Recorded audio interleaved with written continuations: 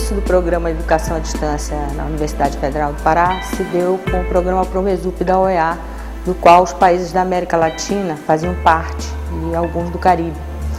E nesse projeto, que era representado pela UFPA, pela professora Cândida Forte, pró-reitora de ensino, ela conheceu a UNA, a Universidade Nacional Aberta da Venezuela, e pensando a Amazônia, pensando o enorme desafio que se tinha para formar tantos graduados, ou tantos profissionais, melhor dizendo, para a Amazônia, ela, preocupada com essa inclusão e com a ampliação da universidade, do ponto de vista da formação, ela tinha esse sonho de trazer um projeto que fosse realmente inclusivo.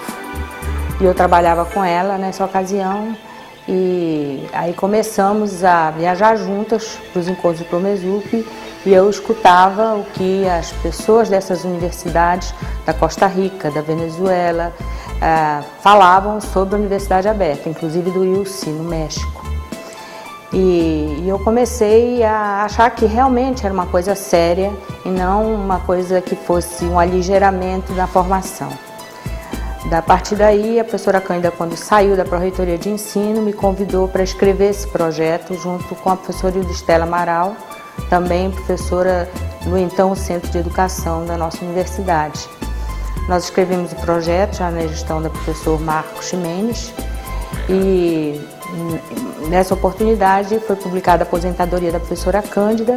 A professora Ildistela, com ela, já estavam fazendo doutorado à distância na UNED, e eu fiquei na coordenação desse projeto, já acompanhando para sua aprovação, quando a professora Marlene Freitas, que substituiu a professora Cândida, era pró-reitora de ensino. Então, em dezembro de 93, foi aprovado o Programa de Educação à Distância da Universidade Federal do Pará.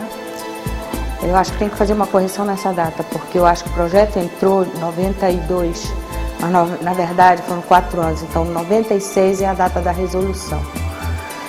E nós começamos a trabalhar ainda na Pró-Reitoria de Ensino.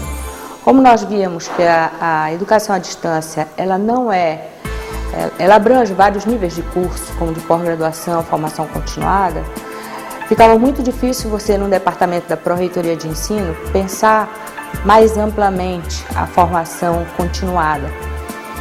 E aí nós começamos, já era proposta do projeto, formar um núcleo integrador, como é o NUMA, como era o NPADC dentro da universidade. Um núcleo integrador das ações da educação à distância. Mas isso não foi possível, naquele momento era um momento de que as pessoas desconfiavam da seriedade do projeto, ainda havia muito preconceito, porque no Brasil nós estávamos ainda com a lembrança viva da educação à distância do período da ditadura e também de outros programas que não eram considerados programas sérios para estar dentro de uma academia. Então, os professores não aderiram logo, foi muito difícil a adesão dos professores. Nós fizemos várias rodadas em conselhos para poder explicar o que era esse projeto, mas nós sentimos que não éramos ouvidas, nem levadas a sério. Passamos a gestão do professor Cristóvão Diniz, e ele já mais sensível, achando que realmente nós teríamos, esse programa teria uma importância muito grande de inclusão da Amazônia, principalmente daqueles que estavam mais distantes dos nossos campi, que já tinham programa presencial, e que a nossa universidade tinha um potencial muito grande para irradiar mais ações, trazendo pessoas que não tinham condição nem de fazer os nossos cursos presenciais intervalares, né? E geralmente aqueles que moram no interior do interior, na zona rural, e mães de família que não tinham condição de passar meses fora das suas famílias, do seu trabalho, do seu lar. Então, o professor Cristóvão foi convidado pelo ministro Paulo Renato, junto com uma comissão de reitores, e ele escolheu de visitar a Inglaterra.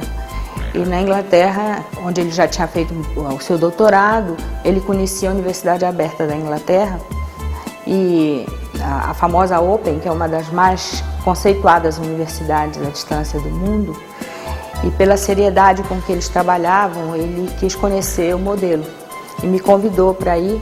E lá nós conhecemos e trouxemos alguns materiais para os professores de matemática, então, estudarem e verem se realmente esse era um ponto de partida e que imprimisse seriedade ao programa e que nos ajudasse a encurtar caminhos, porque já teríamos materiais produzidos que seriam traduzidos para o português. E foi escolhido o curso de matemática, porque o curso de matemática era uma linguagem universal e que nós não teríamos que fazer tantas adaptações culturais e tal. Quando os professores do Departamento de Matemática analisavam os documentos que vieram, né, da Open, eles achavam o material muito bom, mas eles nunca diziam que esse material era inadequado para a formação de professores, para as licenciaturas nossas do interior, porque na verdade era um bacharelado. E precisou mais ou menos 1 ano e meio de trabalho e de não se conseguir traduzir, de ter que se buscar múltiplas alternativas, inclusive para elaborar o curso preparatório de acesso aqui. Não havia política no governo federal. Essa política ela começa em final de 99, com o movimento nacional que o consórcio das universidades públicas, chamado Unirede, iniciou junto com a Câmara dos Deputados, que era o deputado federal Wander Werner, do Paraná, que era presidente de uma comissão que chamava Comissão de Educação à Distância, que estava dentro da Comissão de Educação da Câmara Federal.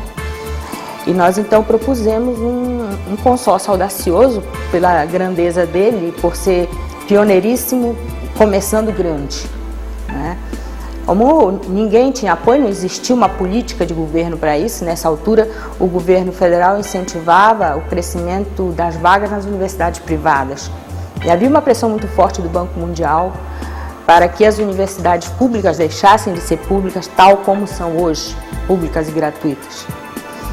E graças, então, ao apoio que nós tivemos nessa altura, não do MEC, mas do Ministério de Ciência e Tecnologia, nós conseguimos para a Unirede algumas bolsas e a Unirede começou, então, a discutir com o MEC, MCT e Ministério das Comunicações alternativas para apoiar o programa. E se conseguiu formar a rede nacional, cada universidade teve um núcleo, mas ainda se trabalhava na nossa universidade com programas de curso de extensão, como no caso da professora Guilhermina, que era um curso que inicia em Santarém, com curso de aperfeiçoamento, em parceria com a Sudam. Enfim, nesses cursos nós buscávamos apoio aonde? Nas prefeituras e nas instituições públicas, porque não havia nenhum programa. E para iniciar, para se ter um programa de graduação gratuito, era preciso que o Ministério da Educação financiasse, e não havia política. E havia o temor, que a gente sabia, mas que não era revelado, de que o grande número que a educação à distância iria incluir não suportasse no orçamento das instituições. Isso não era sequer discutido, era simplesmente rejeitado. Então o preconceito nessa altura, ele era uma barreira. Quando ele vai diminuindo? Quando as pessoas entendem que o governo realmente assume uma política nacional e que é para valer, e que é sério. Então, carga horária não era computada do trabalho. O professor não podia ganhar nada a mais, mas tinha que trabalhar muito mais. Não tinha, mesmo que não houvesse preconceito, não tinha, além de uns pouquíssimos professores que têm isso, um grande ideal, e que não visam ganhar nada, né? Visam mais a realização desse grande ideal de inclusão e de democratização do acesso, os demais não vinham. E nenhum programa ia se sustentar sem recurso e sem um grande número de pessoas que pudessem imprimir seriedade e fazer com que ele realmente fincasse suas estacas em terreno sólido.